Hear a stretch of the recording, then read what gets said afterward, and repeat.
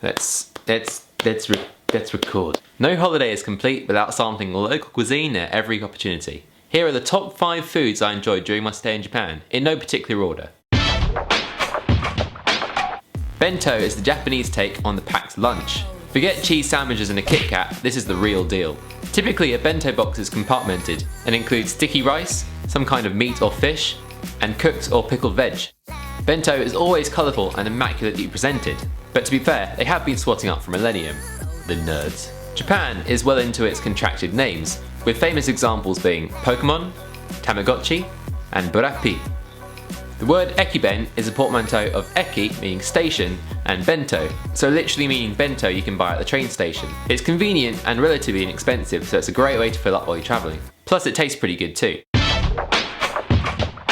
Disgusting! Who wants to eat raw fish? This was me before I went to Japan. Sushi is already a global phenomenon, but no one does it like the Japanese, and I knew I couldn't forgive myself if I didn't try it while I was out there. So, with trepidation, I joined our group and went to a sushi restaurant in Kyoto.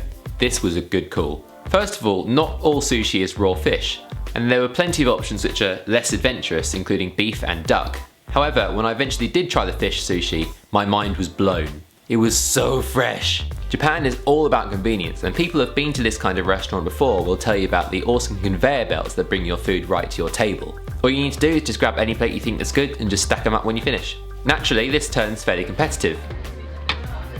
Yeah, actually you've beaten them. However, the 2 guys behind us managed to pack away 60 plates between them, which apparently is standard fare. Also, you're supposed to eat it with your fingers, so I spent a while looking a bit like an idiot but making a good go of it.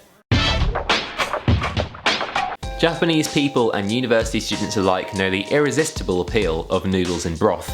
We visited quite a few ramen restaurants during our stay in Japan and tried a number of different styles. In Kamakura we went to Ippudo, which turns out to be a chain with multiple restaurants worldwide. Here I had karaka-men, which is a spicy pork ramen. I had 3 chilies in mine, which was more than plenty. Ben also took us to Tenkaipin in Kyoto, where Joe and I had the slightly more traditional kotteri ramen. The broth made this quite possibly the best ramen I've ever had, and I ate it all before I remembered to take a video, so here's some extra bonus footage I didn't really know what to do with.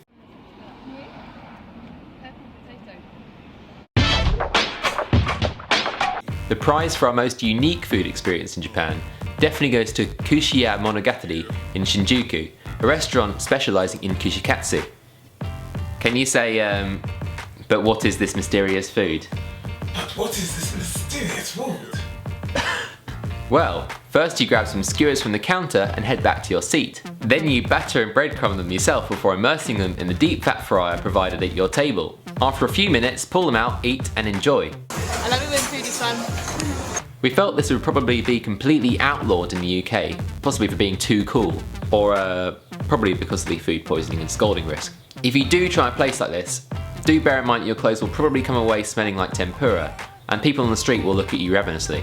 Sushi Monogatari is an all-you-can-eat restaurant, and the only thing stopping you is when you realise how much fried food you've eaten and you start to hate yourself. That's when you switch it up to the all-you-can-eat ice cream, which you're explicitly told not to put in the chocolate fountain. What a buzzkill.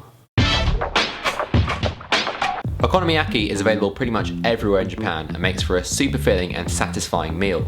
The name essentially means whatever you like grilled, so as you can imagine everywhere has its own approach. Typically you top your beast with barbecue glaze and mayonnaise, making it slightly familiar to Western taste buds. In Kyoto we had a variation on okonomiyaki called Isen Yoshiku from a restaurant with the same name. Joe, why don't you introduce us to your friend? This is my friend. This is Doris from Japan. Doris. That's a very Japanese name. We also had okonomiyaki at Nagata-ya, the #1 restaurant in Hiroshima on TripAdvisor. Hiroshima-style okonomiyaki has added noodles, which alters the texture and turns an already filling dish into a massive heifer-lump of a meal. I had the squid chips and seiso variation with udon noodles. Udon noodles are ultra thick, so on a sensory level, it sort of felt like I was eating a whole squid. Oh, I just realised I'd recorded that whole last one with the script right there. Oh, no one noticed, no one cares. So there you have it, that's the whole of our trip to Japan. If you watched all 4 videos, then I'm very impressed and thank you for staying this far. Maybe see you next time, if there is a next time. Could be a next time, who knows, maybe there's a next time. Might be a next time. Probably won't be next time.